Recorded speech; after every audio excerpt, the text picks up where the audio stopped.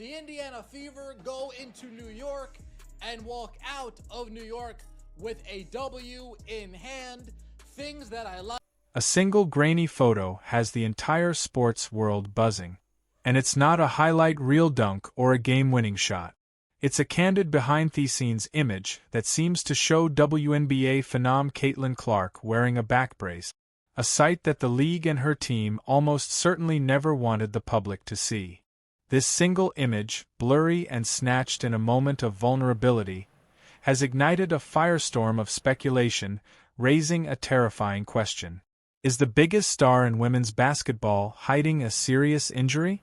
And what does it mean for her future and the league that has placed all its bets on her?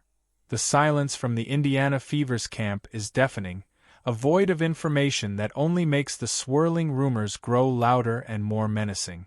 Fans and analysts are left to piece together a puzzle that gets darker with every new theory, every whispered comment from an unnamed source. This isn't just about one game or one player. It's about the potential fragility of a phenomenon. The entire world has bought into the Caitlin Clark narrative, and this photo threatens to tear a hole right through it. But while the internet was dissecting every pixel of that photo, meticulously analyzing the straps and the posture, something else was happening on the court. A story was unfolding that could change the trajectory of the entire franchise. A shocking twist that proved while everyone was watching the superstar, the real story was hiding in plain sight, ready to explode. The stage was set for a showdown that felt like a foregone conclusion. A classic David versus Goliath matchup, with David missing his most important sling. The Indiana Fever, a young team still finding its identity and struggling to build chemistry, traveled to the heart of the Big Apple to face the New York Liberty. A legitimate behemoth of a team. The Liberty aren't just a good team. They're a super team. A star-studded roster meticulously assembled for one purpose: total domination.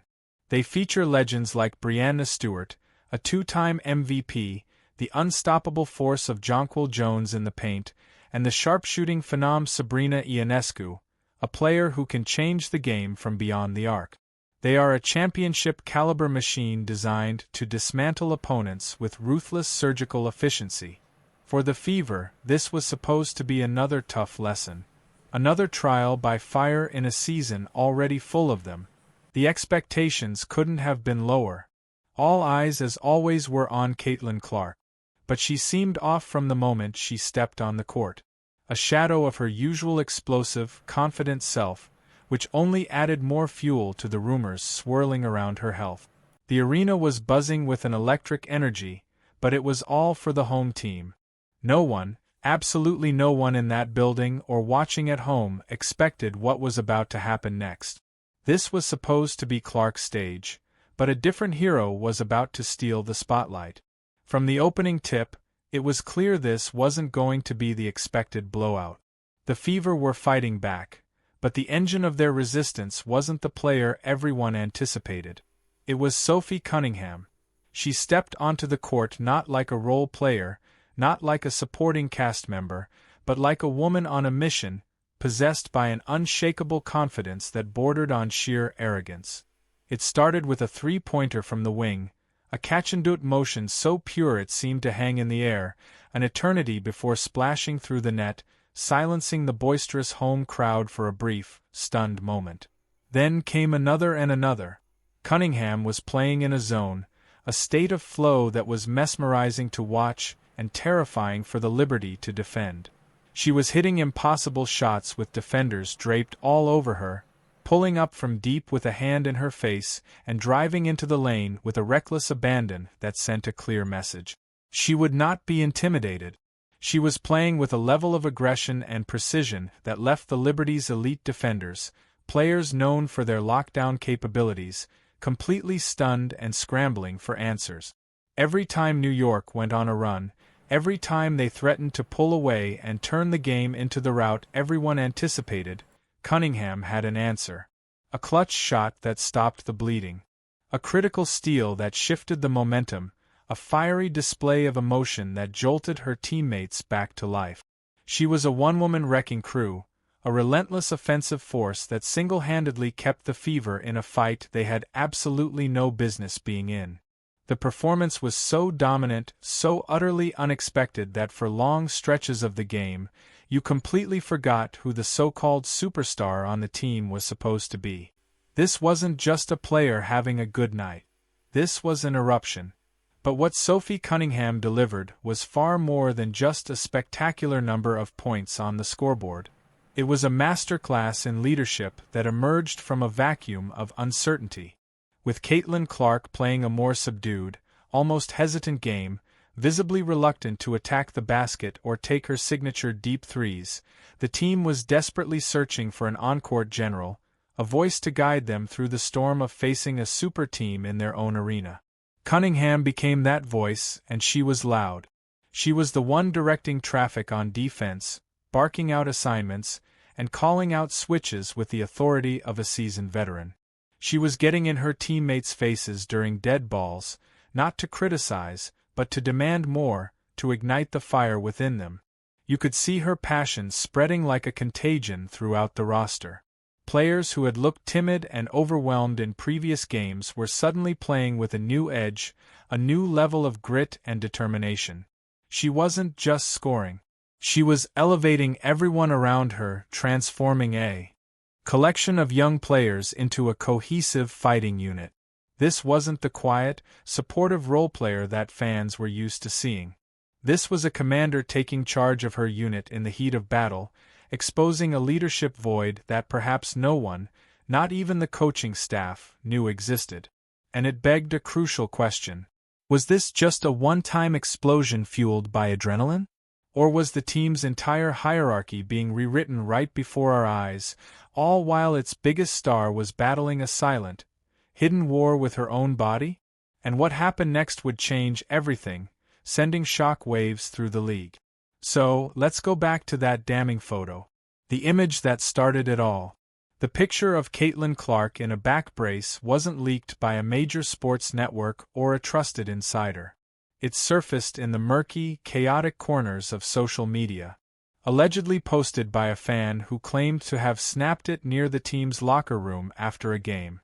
At first, it was dismissed as a fake, a poorly photoshopped image created by trolls looking to stir up drama.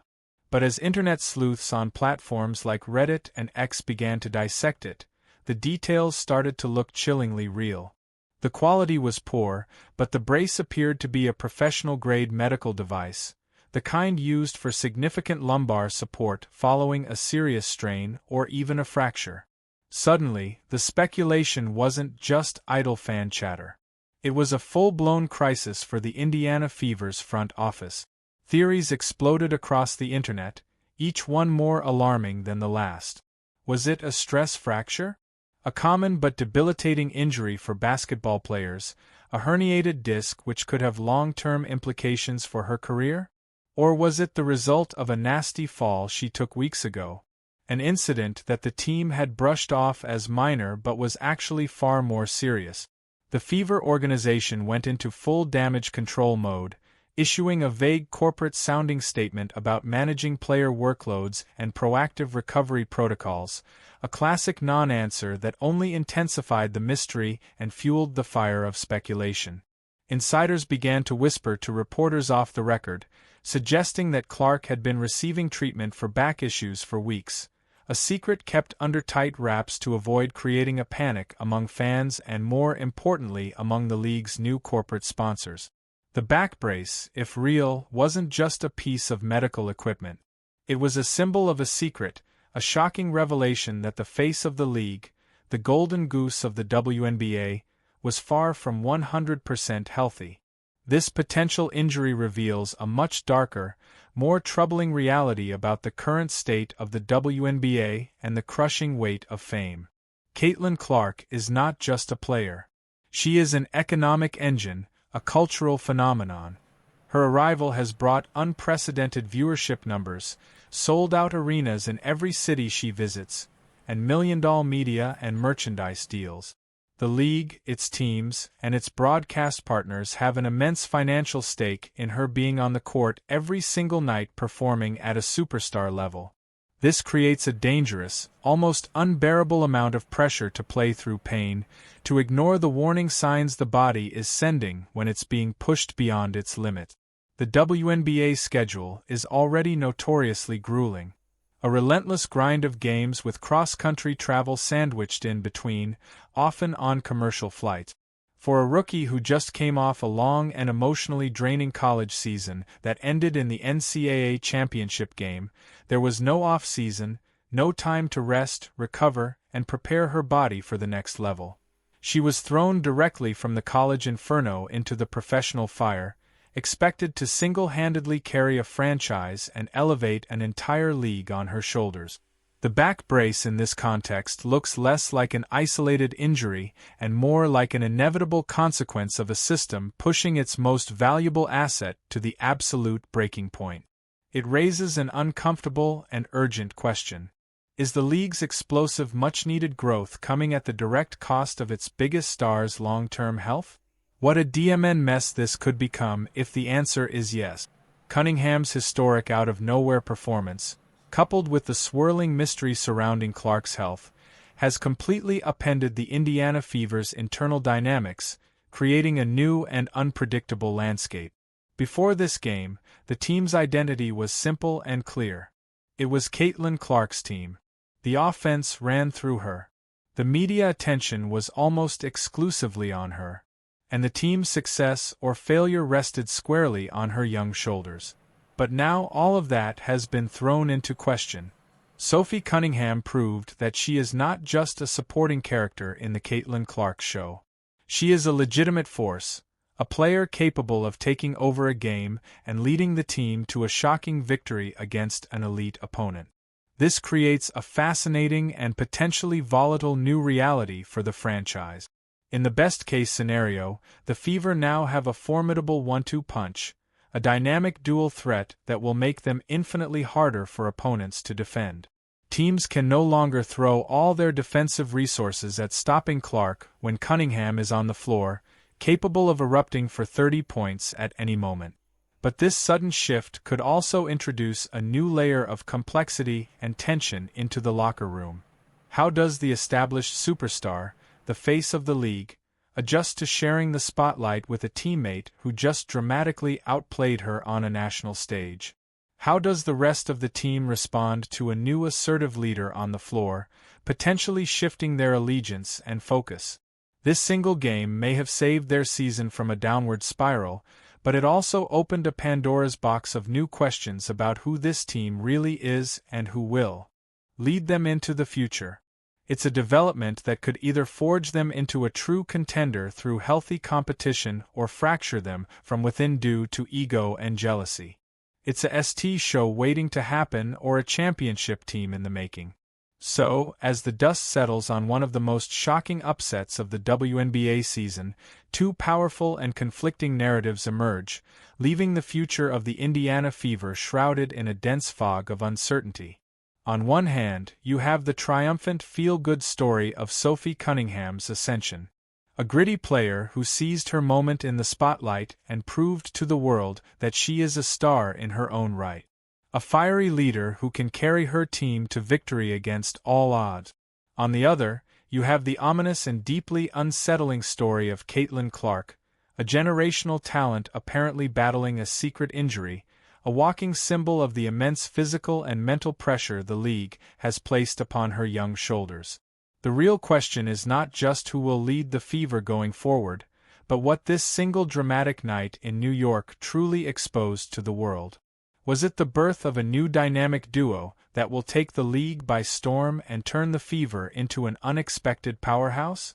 Or was it a glaring red flag warning sign that the WNBA's most prized possession is already in danger, and the entire fragile empire being built around her is more vulnerable and at risk of collapse than anyone could have ever imagined? The answer to that question will define not only the fate of their season, but potentially the future of the entire league itself. A single grainy photo has the entire sports world buzzing. And it's not a highlight reel dunk or a game-winning shot. It's a candid behind-the-scenes image that seems to show WNBA phenom Caitlin Clark wearing a back brace. a sight that the league and her team almost certainly never wanted the public to see.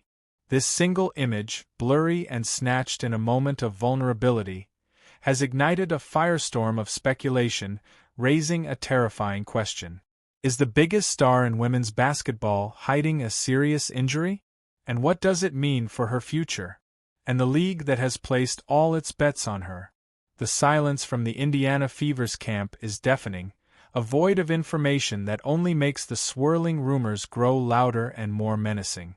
Fans and analysts are left to piece together a puzzle that gets darker with every new theory, every whispered comment from an unnamed source. This isn't just about one game or one player.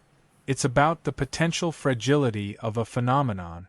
The entire world has bought into the Caitlin Clark narrative, and this photo threatens to tear a hole right through it. But while the internet was dissecting every pixel of that photo, meticulously analyzing the straps and the posture, something else was happening on the court. Something that nobody saw coming. A story was unfolding that could change the trajectory of the entire franchise. A shocking twist that proved while everyone was watching the superstar, the real story was hiding in plain sight, ready to explode.